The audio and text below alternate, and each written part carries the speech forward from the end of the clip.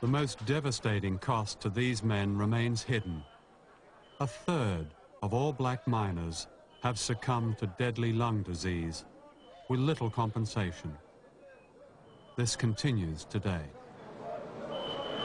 If you take into account that there have been perhaps 2 million mine workers who've passed through the mines just in the last 10 years, and over the last 100 or so, many, many millions. And if 20 or 30% of all those contracted these diseases, a great many people have died in southern Africa. Cough, cough, cough. Deep. Cough. I think that what's being done around dust is appalling. There is no research. The statistics are hidden. There is very little work being done on reducing dust in the workplace. And I say this on the basis of practical exposure to the mining industry and a long involvement in health and safety on the mines. Dust is ignored, it's neglected. It doesn't kill people like a rockfall does. It's an insidious, slow killer. It's killing people far away. It's killing them quietly. Their clockwork's running down, their batteries are drying up, and they're dying. It's not getting the attention it deserves. Why? Because the people who are dying are so far away. The people who are dying are out in the country. The people who are dying aren't important people. They're not important people? Not in the South African context. What do you mean? They're rural people. They're poor people. They're people without a voice. They're people who are inarticulate. They're people on the fringes. They're working class people. In neighboring countries, in our most remote rural areas, these are the people who have no voice, they have no say, they have no influence. They simply die quietly. What has changed under democracy? Well, references to race and unequal treatment in terms of the amount of compensation people are entitled to, those have been removed from the Act. But the bottom line is the same. Is black mine workers are getting sick on the mines and they're going home, they're being left untreated, impoverished, and they're dying. Nothing has changed at all.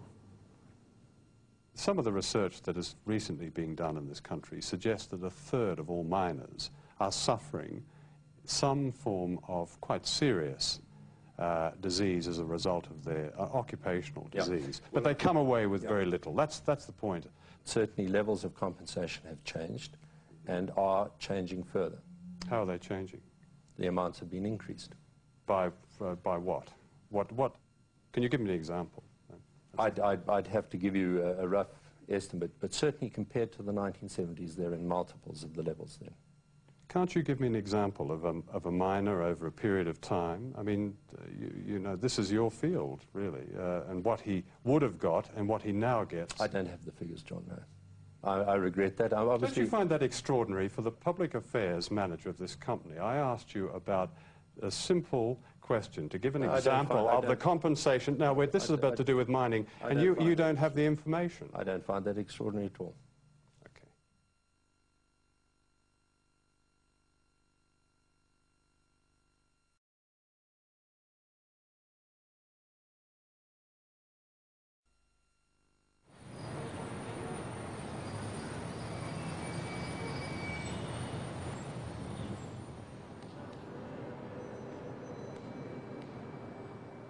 Before the electronic revolution, this was the trading floor of the Johannesburg Stock Exchange. What has not changed is the fact that just 5 huge companies control almost 3/4 of all listed shares here. Known as the Royal Balcony, they represent one of the greatest concentrations of corporate wealth and power on earth. A power that underwrote apartheid in a manner reminiscent of the great German companies that ran the economy of the Third Reich.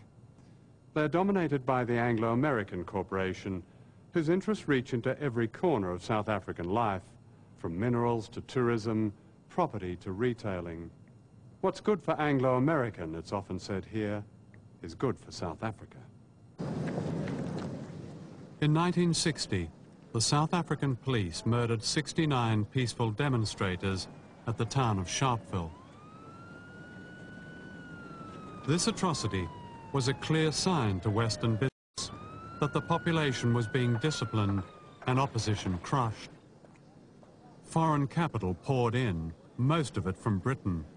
Indeed, Britain was the biggest single investor in South Africa, followed by the Americans, who saw their capital return higher profits than anywhere else in the world.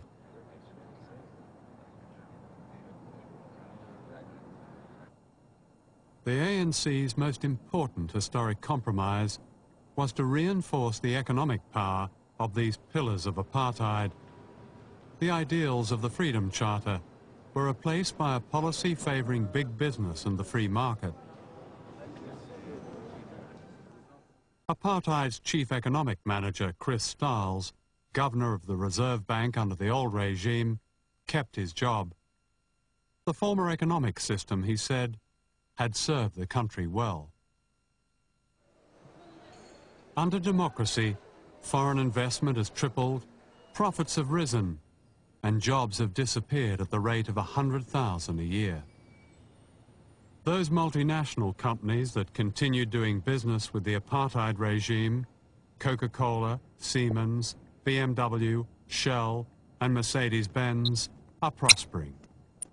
We are seeking to establish, said Trevor Manuel, the finance minister, an environment in which winners flourish.